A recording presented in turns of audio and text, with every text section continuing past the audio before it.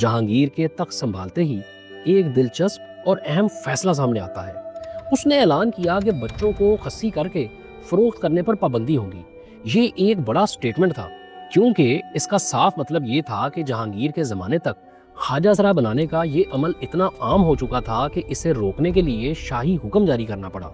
لیکن یہاں ایک تضاد بھی ہمیں نظر آتا ہے، وہ یہ کہ عملی طور پر خواجہ سراؤں کا استعمال دربار میں بدستور جاری رہا، یعنی سسٹم کو روکا نہیں گیا، بس اس کی سپلائی کو کنٹرول کرنے کی کوشش کی گئی۔ جہانگیر کے دربار میں کئی طاقتور خواجہ سرا موجود تھے، لیکن ایک نام خاص طور پر نمایاں ہے، خواجہ جہان المعروف اعتماد خان۔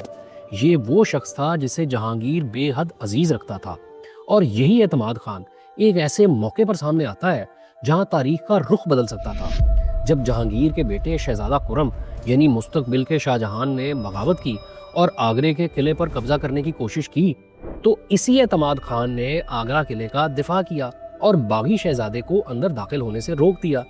جہانگیر نے اپنی تزک میں خود لکھا ہے کہ اس وفاداری کے بدلے اعتماد خان کو ممتاز خان کا خطاب دیا گیا اور اسے 6000 ذات اور 5000 سوار کا منصب عطا کیا گیا۔